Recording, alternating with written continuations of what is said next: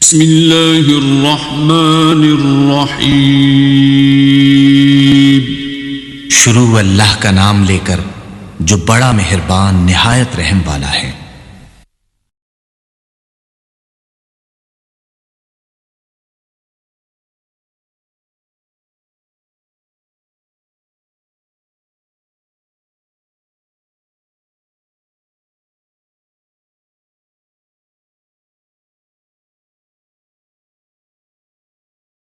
الحمد للہ رب العالمین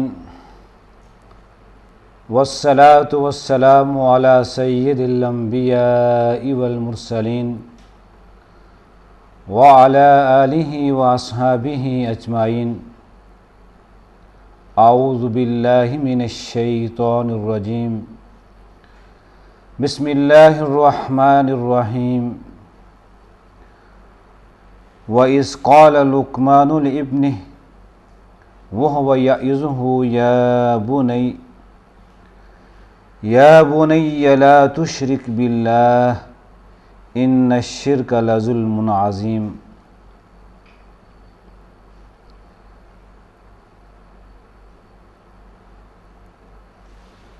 یہ سورہ لقمان کی آیات ہیں جن میں رب ذوالجلال نے حضرت لقمان حکیم کی زبان سے اولاد کی تربیت کرنے کا صحیح طریقہ، صحیح انداز ہمیں سکھایا ہے کہ ماں باپ کس طرح اپنی اولاد کی تربیت کریں، اپنی اولاد کو کون سی باتیں کس انداز میں اور کیسے سکھائیں۔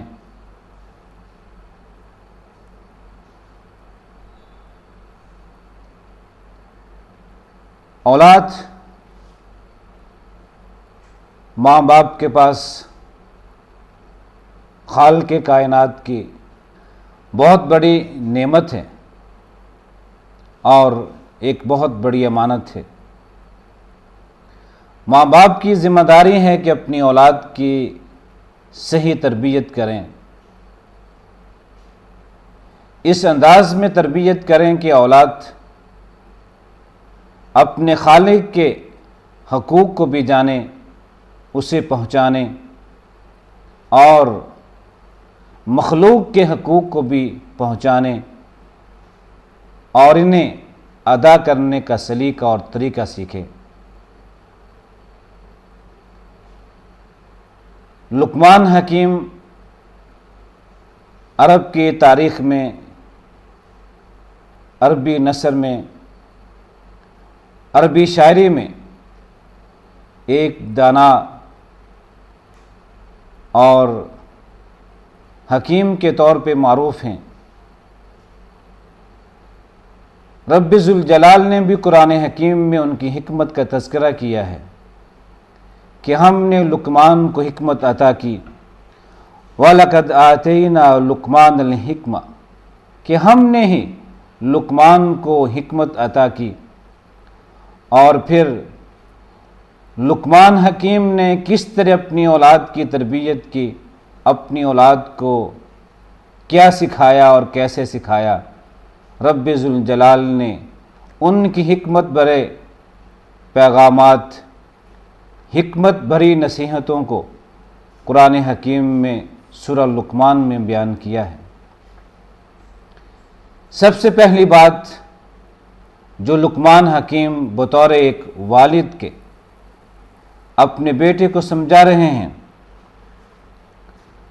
اور رب ذوالجلال نے ان کا قول ہمیں بیان کیا، وَإِذْ قَالَ لُقْمَانُ لِابْنِهِ وَهُوَ يَعِظُهُ يَا بُنَيَّ لَا تُشْرِكْ بِاللَّهِ، کہ جب لقمان اپنے بیٹے کو نصیحت کر رہے تھے تو ان نصیحتوں میں اپنے بیٹے سے کہتے ہیں کہ میرے پیارے بیٹے، لا تشرک باللہ، اللہ کے ساتھ کسی کو شریک نہ بنانا، ان الشرک لظلم عظیم، بے شک شرک بہت بڑا ظلم ہے۔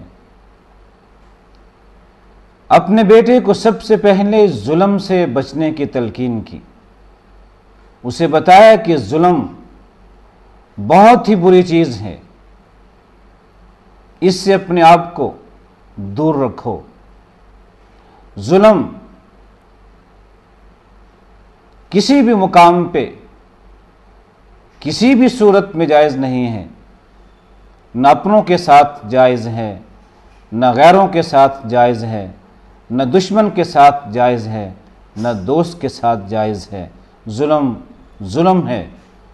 اور رب ذوالجلال نے ایک حدیث قدسی میں فرمایا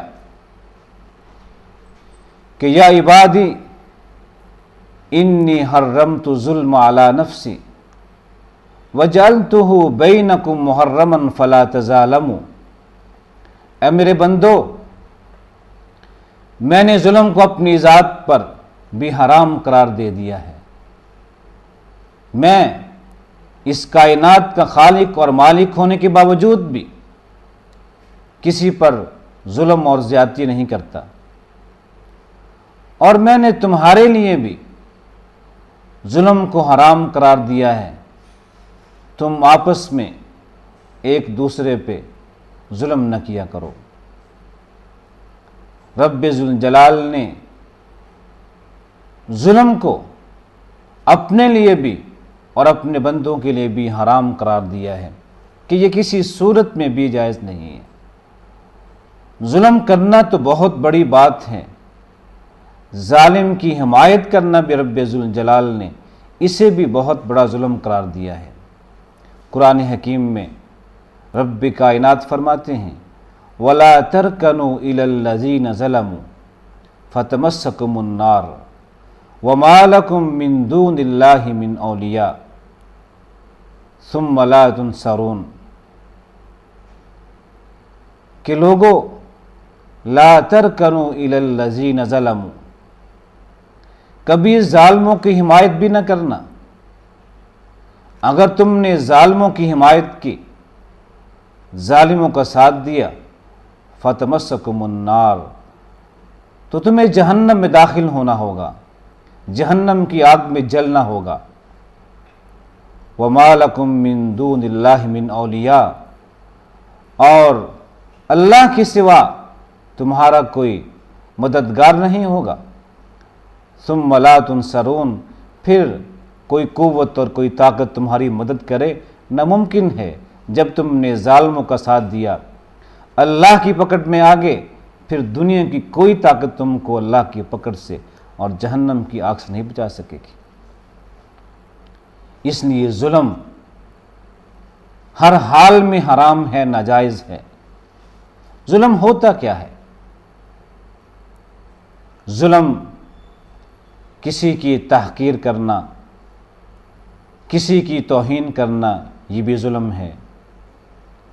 کسی کا مال ہڑپ کر لینا، اس کا مال چھین لینا، یہ بھی ظلم ہے۔ کسی کا حق دبا لینا، یہ بھی ظلم ہے۔ کسی کو اس کے مقام سے نیچے گرا دینا، یہ بھی ظلم ہے، اور کسی کو اس کے مقام سے اونچے مقام پہ لے جانا جس مقام کا وہ اہل نہیں ہے، یہ بھی ظلم ہے۔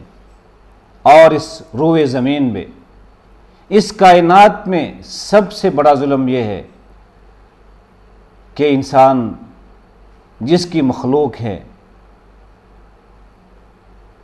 جس کے انعامات اس پہ بے شمار ہیں، ہر سانس کے ساتھ اس کے خالق کے بے شمار انعامات و احسانات ہیں، یہ اپنے خالق و مالک کو بھول کر، اس کی بندگی چھوڑ کر کسی اور کی بندگی اختیار کرے، اس کے سامنے جھکنے کے بجائے کسی اور کے سامنے جھک جائے، اس کی غلامی اختیار کرنے کے بجائے کسی اور کی غلامی اختیار کرے، یہ اس کائنات کا سب سے بڑا ظلم ہے۔